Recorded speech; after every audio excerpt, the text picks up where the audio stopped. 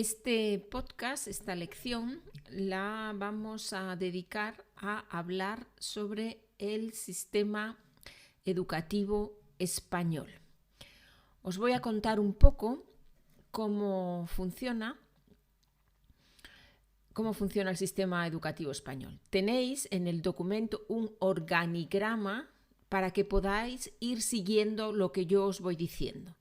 Podéis escuchar lo que yo os digo y podéis ver en el organigrama la información resumida. Al final os contesto algunas preguntas que me habéis hecho relacionadas con este tema. ¿Qué os parece el plan? Yo creo que es una buena propuesta, ¿no? Pues vamos a ello, vamos al lío. El sistema educativo español. La primera etapa es la educación infantil, que comprende de los 0 a los 6 años. Esta etapa no es obligatoria. La enseñanza obligatoria empieza a los 6 años con la educación primaria, que dura hasta los 12 años. Son 6 cursos. A los profesores de educación primaria se les llama maestros. A los 12 años empieza la educación secundaria obligatoria, llamada ESO, que se compone de 2 ciclos. El primero desde los 12 hasta los 14 años y el segundo de los 14 a los 16 años. En este segundo ciclo, los alumnos pueden decidir realizar una formación profesional básica. La formación profesional tiene una estructura modular y está orientada a la incorporación a la vida profesional. Es una formación más práctica que se realiza en parte en empresas o en centros de trabajo. Al terminar a los 16 años esta etapa, los alumnos obtienen o bien el certificado de graduado en educación secundaria o bien el título de formación profesional básica. Aquí se termina la educación obligatoria. ¿Qué opciones tienen a partir de este momento los jóvenes? La primera opción sería la de encontrar un trabajo en el mercado laboral. No es un camino fácil, pero posible. La segunda sería, para los alumnos que han hecho una formación profesional básica, continuar los módulos correspondientes a la formación profesional de grado medio. Al finalizar, obtendrán el título de técnico y, si quieren, pueden seguir 2 o 3 años más, dependiendo de la formación, hasta obtener el título de técnico superior. Los chicos que consiguieron el certificado de graduado en educación secundaria pueden hacer el bachillerato para prepararse para la universidad. La duración es de 2 años y hay diferentes ramas: bachillerato de ciencias y tecnología, bachillerato de humanidades y ciencias sociales y bachillerato de artes. Al terminar, reciben el título de bachillerato. Para ir a la universidad es necesario realizar una prueba de acceso que actualmente se llama EBAU. Estas son las iniciales de evaluación de bachillerato para el acceso a la universidad. Al igual que en otros países, hay carreras que exigen una nota más alta para entrar que otras. Por eso la nota de la EBAU junto con la del bachillerato determinan las opciones que tiene un chico para elegir carrera. En cuanto a los estudios universitarios, llamados comúnmente carreras, se dividen en 3 etapas: grado, máster y doctorado. El grado consta de un número de créditos que el estudiante tiene que superar y concluye con un trabajo de fin de grado. El máster sigue el mismo esquema de créditos y termina con un trabajo final. Por último, el doctorado especializa al estudiante en su formación investigadora. Es necesario realizar un trabajo de doctorado. Además, existen otras enseñanzas complementarias, como los centros de adultos, los conservatorios de música o las escuelas oficiales de idiomas. Hay escuelas oficiales de idiomas en muchas ciudades de España y esto es interesante para vosotros, estudiantes de español, porque ahí podéis encontrar gente interesada en hacer un intercambio, por ejemplo, alemán-español. Vamos ahora con las preguntas. Bueno, antes de ir con las preguntas, quiero aclarar que el sistema educativo cambia constantemente. Las leyes, ¿no?, que rigen el sistema educativo cambian constantemente, ¿no?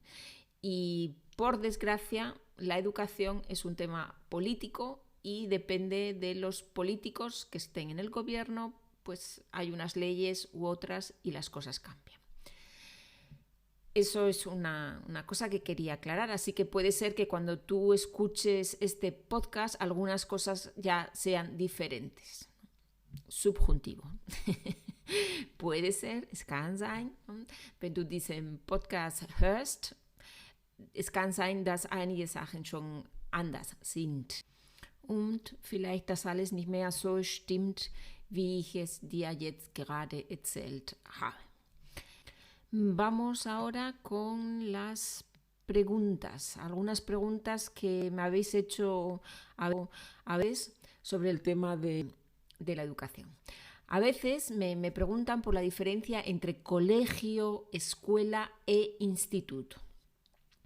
Escuela se usa poco hoy en día. Es una palabra que se usaba antiguamente para las escuelas, sobre todo rurales, en las que había niños de todas las edades. Pero ahora ya es más raro escucharla. Si se usa la palabra escuela es para referirse a los primeros años de enseñanza, a la etapa de primaria. Lo que más escuchamos es instituto o colegio. Los institutos son los centros públicos de secundaria y bachillerato. Es decir, al instituto van chicos entre 12 y 18 años. Los colegios pueden ser públicos y en este caso solo se enseña la etapa de primaria, de los 6 a los 12, pero también hay colegios privados o concertados y en estos puedes estudiar todas las etapas, primaria, secundaria y bachillerato. Aquí es donde está un poco la confusión. ¿Qué tipos de centros hay? Hay centros públicos, que son centros financiados al 100% por la administración pública, por el gobierno. Los profesores de estos centros son funcionarios. Tenemos centros mixtos o concertados. En estos centros una parte es financiada por la administración. Los padres tienen que pagar una cuota mensual. El personal, las personas que trabajan, es contratado, no son funcionarios. Muchos de estos centros son de carácter religioso. España es el cuarto país con más centros concertados de Europa. Un 25,5% del alumnado visita estos centros. Y tenemos centros privados. Centros privados son financiados de forma totalmente privada, al 100%. Los padres tienen que pagar una cuota mensual bastante alta. Un 7,3% del alumnado en España acude a estos centros. Los alumnos de los centros privados y concertados suelen llevar uniforme. Esto los distingue de los centros públicos, ¿no? Estas son un poco las diferencias entre los distintos tipos de centros, ¿no? Tenemos, según la financiación, tenemos centros privados totalmente, concertados o mixtos, ¿no?, una mezcla, o públicos.